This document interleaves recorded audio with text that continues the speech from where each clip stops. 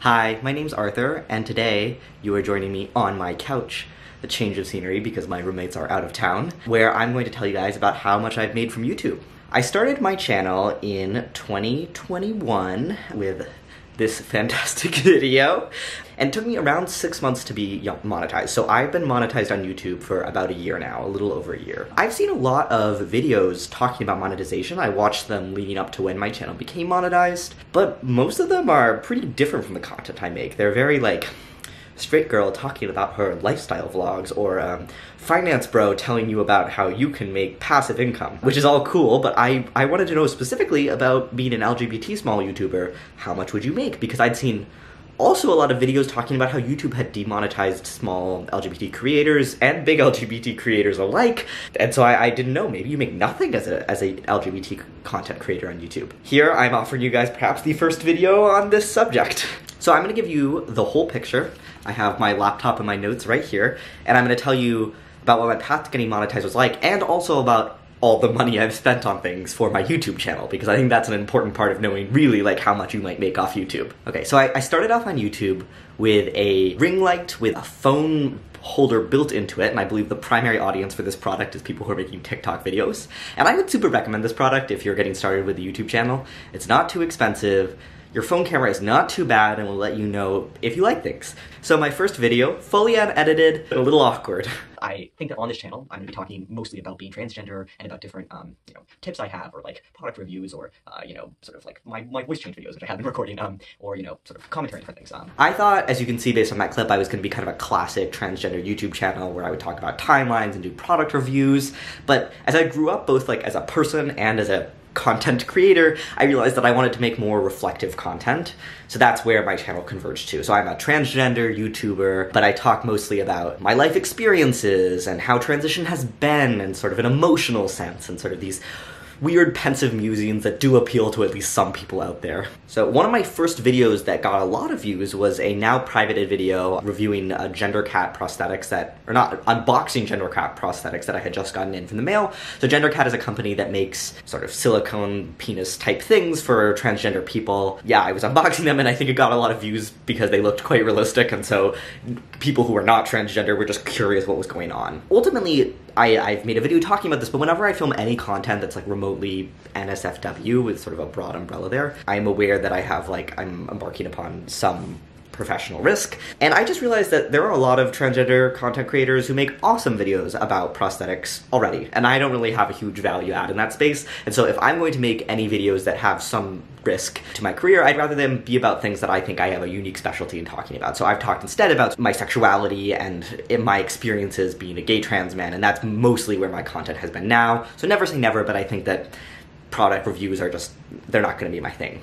But that video did get a lot of views, and it got some traction on my channel. Then I had a video giving tips for people who are getting their first FTM haircuts, and that video similarly was filmed on my phone with the ring light. That's it. I did edit this video. I learned at that point how to edit, but really no equipment at all, and it's still one of my best performing videos to this day. And then the last video that got me some traction before I got monetized was the first video I ever filmed with my new setup. That video was about the concept of detransition, and it was this sort of long thought out video that I was pretty excited to film with some real equipment behind it. So I got a sort of basic, I don't even know, Canon camera. I googled what camera to get, and that came up. It's like E05, if that means anything to anyone. Back when I bought it, that was $499. Then I had to get a tripod, that's $29.99. I had to get a memory card, $36.99. And then I had to get this like converter from the sort of memory card to USB-C so I could edit on my laptop, and that was another $11.89. So at that point I'd spent a lot of money, and I was still not monetized. I would really recommend, if you're interested in getting into having a YouTube channel, is to start basic. Just start with your phone, and once you've filmed maybe half a dozen videos and you know you like it, then that's a time where you can start getting snazzier stuff. So at that point I realized this was like a serious hobby for me, and even if I was never going to be monetized, I don't know, I have friends that have bought musical instruments or spent money on ski lessons, and I was like, this is not a crazy amount of money to spend on a hobby that I really, really like. To become monetized, you need to hit 2 thresholds. One is you need to have 1,000 subscribers, and the second threshold is you need to have 4,000 watch hours. I tried to find when I hit each of those, and I can't remember which one I hit first, but they were pretty similarly timed for me. So it might be different for other people, so you could hit 4,000 watch hours very quickly if you had, say, a very viral video, but maybe a lot of people didn't subscribe from that video because it was just a random viral video. And similarly, maybe you have a sort of stable, recurrent audience where people are subscribing, but like you don't make a lot of content, and that might result in you hitting the 1,000 subscribers very quickly and the 4,000 watch hours much more slowly. But they were similarly timed for me, so I hit them. I hit that requirement on October 14th of 2021. So since I started my channel in April, actually no, it's quicker than 6 months. I guess that's 4 months after I started my channel, so pretty quick. So since then, I have made 2 more purchases for my channel, and these ones are kind of embarrassing. So the USB-C to SD card reader that I plug into my laptop, so I would stick the memory card in it, and then I would edit it, and then I would pull it out of my laptop, and then one time I accidentally threw it under my bed, and I could not find it for weeks despite searching, so I had to order it all again. So another set of purchases, then I found it again under my bed, so now I just have 2 USB-C cards, but like 2 SD cards and 2 of these adapters, whatever, that's fine. So I made those 2 more purchases. Then now, I guess, a year and, so it's December, so October, November, a year and 2 months later, I have made, at the time of filming this video, drum roll, $1,003 from this channel. I have 5,600 subscribers, I've had 332,000 views, and 300,000 watch hours, or sorry, 30,000 watch hours. $1,000 is a pretty cool number. I was pretty excited to hit that. I think that's very fun. But to benchmark your expectations a little more, I filmed 34 videos, and I would say that I spend around 5 hours on each video. So I have to come up with the idea. I don't do a ton of scripting, but I do take some notes. Then I have to film it, and you would not believe how many times I will refilm myself saying the exact same thing because I think I sound a little awkward. Whatever. You would believe it probably if you filmed videos of yourself before because it is just hard to avoid. And then I have to edit, and then I have to upload, and I don't know. I'm slow at these things, so it takes me about 5 hours. So I would guess then I've spent around 170 hours on this channel, which is pretty, I think, reasonable over like a little under 2 years of having a channel. So it's like a couple hours a week. It seems right to me. And so that means that I have made under $6 an hour on average from this channel. And then if you subtract off the equipment, then that's like $2 an hour. So I conceptualize this channel really as like a hobby that pays for itself rather than a part-time job. Like, it is not close to a part-time job for me. But it's, again, pretty cool because I have friends that take dance lessons, or I have friends that go rock climbing, and these things require expensive subscriptions and expensive membership fees, and this is my primary hobby, and it's pretty great that my camera has paid for itself and that I do make a little bit of money on top of that. Of course, the possibilities are pretty exciting, right? Like, I have not had a video that has hit 100,000 views, and it's pretty easy to think to yourself, well, maybe one could hit 100,000 views, or maybe something could hit 1 million views and people are gonna really like it and it's gonna take off, and then you'd think, well, maybe that video would make a lot of money, and that's a possibility when you're monetized, right? Is you can hit the jackpot, and so every time you post, there's like a little bit of a thrill there, and that's fun. But most of my videos, when I post them, make 10 bucks. But not too bad, right? I've had a few that have been done better than that 10 buck threshold, and that's because those are the ones that like did my equivalent of hitting the jackpot. So my detransition video is my best performing video, and I made under 400 bucks from that. And then the hair timeline video is my second best, and that's like 120. So I've had a few ones that have done well. And then I also have some videos that have like made $2 from them. So, you know, there's a whole range, sums up to $1,003.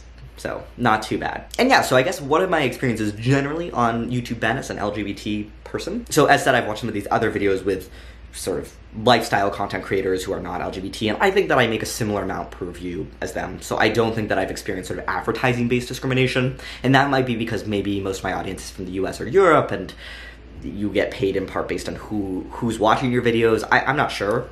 I have had it happen that I've had some videos errantly get flagged for like not approved for monetization, and I think that's in part because I do think that perhaps LGBT keywords trigger the algorithm to think that it's not appropriate for advertisers. And then I have manually submitted those videos for approval, so that means that someone at YouTube who's a person watches the video and says, okay, is this is this a video that's okay to get monetized? And every time it has come back okay. So I think that's really cool. I don't mind too much that like I have to occasionally submit them to be manually approved. Not a big deal, and it's nice that I think YouTube has that feature. As I said, I no longer film videos of, you know, Packers, prosthetics, these sort of transgender penis type products, and maybe I will, but not right now. If you are curious about filming those kinds of content, what I have experienced is that YouTube will allow you to monetize and have videos not be age restricted if you are showing a product that absolutely cannot be used for sex. So that means flaccid Packers or stand-to-pee devices, but that would exclude 3-in-1 products and that kind of thing. And I think that's a very reasonable guideline. I'm totally cool with that, I'm totally fine. You're also allowed to film videos talking about products that can be used for sex. They just get flagged and don't get monetized and get age restricted, which I think that's an okay policy in my books. So if you follow my channel, you might have noticed that I've been posting a little more recently. And that's intentional. I am trying to do this YouTube thing for real now. And part of my desire to film this video is to emphasize to myself and to my audience that when I say do this YouTube thing, I really don't mean it about money. I'm a grad student, and my department, I'm in the econ program, they really, really struggle to get enough people to grade and to tutor and that kind of thing. And so if I want to, basically at any point in time, I can make $25 to $50 an hour doing a grading job, a research assistant job, that kind of thing. Like, I just can sign up for the job, get a bunch of intro micro P-sets, and make that money. So if it was about money, I should be grading more. When I'm currently making $2 an hour net, again, not bad for a hobby, but even if my channel grows tenfold, I would still be better off grading financially. And so sure, I guess my channel could get 100 times bigger, but like, I'm not gonna bet on that. So like, absolutely, I think there's basically no path towards YouTube being a serious financial job for me that is better than outside alternatives. Like, I don't think that's likely. But I get so much out of my channel. There's a reason I'm not grading, and there's a reason I'm doing this. It's because I really love this. I love it so much. So I've been on trans YouTube for a decade, maybe even more than a decade, and most of that time I was a consumer of the content, right? I would watch the videos, tell myself it was not because I was trans, just because I was curious, or whatever. And then recently it's been because I'm a creator too. And so I've watched as trans YouTube has gone through ebbs and flows and different kinds of stuff, and I love that we moved away from the 2015 reaction, very mean commentary videos, but recently we've drifted towards these meme reaction videos, and I don't know what the deal is with those, you know? And I want the good old days of where we talk about what our experiences as trans people are like. We talk about how amazing it is to be trans, how hard it is to be trans, we tell funny stories. I want all of that. And I think there's a space on trans YouTube for that. But you have to be like a YouTuber to do that. You have to be reliable, you have to put a little bit of thought into thumbnails, a little bit of thought into editing, and I'm like, okay, I'm capable of doing that. I don't need to be someone where I post every 2 months randomly, unscripted, unedited. No, I can put a little bit of thought, and maybe that will allow me to connect with more people, right? And that's my goal at the end of the day, is to make connections. I've talked a lot about how hard the years leading up to my transition was, and how anxious I was, and then how my transition ended up being so beautiful and so awesome, and how happy I am. And I know that those small YouTubers and larger YouTubers, everyone really, that there were people that spoke to me and that made me feel like it was going to be okay, and that gave me hope, and that let me think through the choice that I was about to make to transition. I talk about that in the first video I ever filmed, right? And I get comments that suggest that I am that for some people, that I've been able to serve that role that I really wanted and needed when I was younger, of someone who can say what it's like on the other side. Man, it's like that hits me in a really emotional way. That means more to me than making $10 an hour ever could, you know? I just think that if I can reach those people filming sporadically and randomly, I can surely reach a lot more people that would really love to hear from me if I just am a little more consistent and actually do the thing. So I'm excited about it, right? But yeah, get ready to see more Arthur, I guess, is the point of this all.